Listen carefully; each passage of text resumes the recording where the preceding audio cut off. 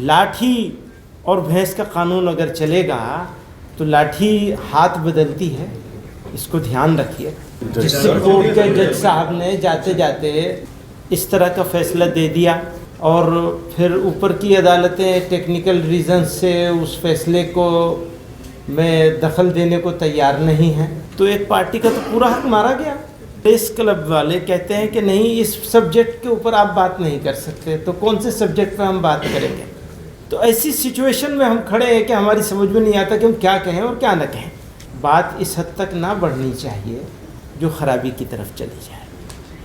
ख़राब नहीं होने देना चाहिए। लाठी और भैंस नहीं होनी चाहिए, जिसकी लाठी उसकी भैंस, ये नहीं होना चाहिए। ये जंगल राज है।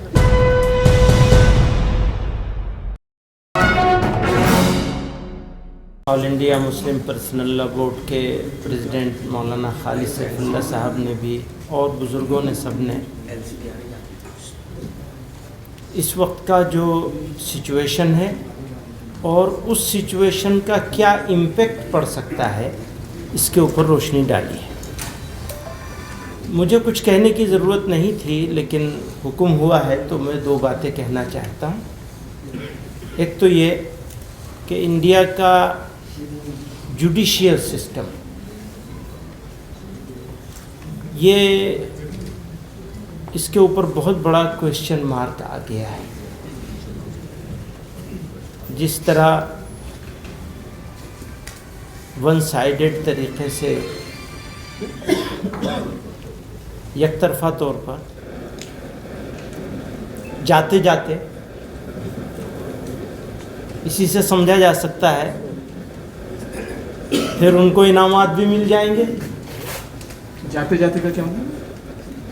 डिस्ट्रिक्ट कोर्ट के जज साहब ने जाते जाते रिटायरमेंट से ठीक पहले आखिरी फैसला किया है पुलिस ने। इस तरह का फैसला दे दिया और फिर ऊपर की अदालतें टेक्निकल रीज़न से उस फैसले को में दखल देने को तैयार नहीं हैं, तो एक पार्टी का तो पूरा हक मारा गया। कहाँ जाएंगे, किसके पास जाएंगे, कहाँ रोएंगे?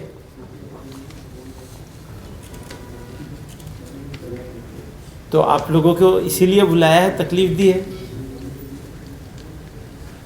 और जब अभी यहाँ भी मुल्क में, हाँ बताइए, प्रेस क्लब वाले कहते हैं कि नहीं, इस सब्जेक्ट के ऊपर आप बात नहीं कर सकते, तो कौन से सब्जेक्ट पे हम बात करेंगे? वो सब्जेक्ट क्या होगा जिसके ऊपर हम बात कर सकते हैं और वो सब्जेक्ट क्या होगा जिस पर बात नहीं कर सकते हैं, इसका फैसला भी सब्जेक्ट के ऊपर होगा। अगर हमारे साथ कुछ मामला हुआ है तो हम तो प्रेस क्लब के पास ही जाएंगे ना, किसके पास जाएंगे? वहाँ भी नहीं जा सकते। तो ऐसी सिचुएशन में हम खड़े हैं कि हमारी समझ में नहीं आता कि हम क्या कहें और क्या न कहें। तो जैसा कि और सब लोगों ने कही वो बात, मैं उसको सबको दोहराना नहीं चाहता हूँ, लेकिन उन सारी बातों के साथ इत्तेफाक करते हुए ये कहना चाहता हूँ कि बात इस हद तक ना बढ़नी चाहिए जो ख़राबी की तरफ चली जाए। ख़राब नहीं होने देना चाहिए।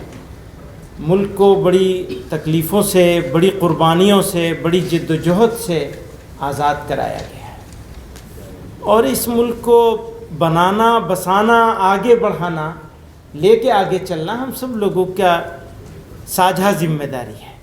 उस साझा ज़िम्मेदारी में अभी हम लोग तो भारी हैं, बल्कि अगर ये कहा जाए तो बिल्कुल गलत नहीं होगा कि दुश्मन है, दुश्मनों जैसा सलूक किया जा रहा है, डिमोनाइज कर दिया, बदनाम कर दिया, रुस्वा कर दिया है, मुंह दिखाने के काबिल नहीं है, ऐसा कर दिया, बना दिया है। उसमें आप लोगों का भी कुछ ना कुछ हाथ है, सारा ना सही, जो शिकायत तो आपसे भी होगी। तो इंसाफ और इंसाफ के तकाजे, इसको बाकी रखना सबकी जिम्मेदारी है।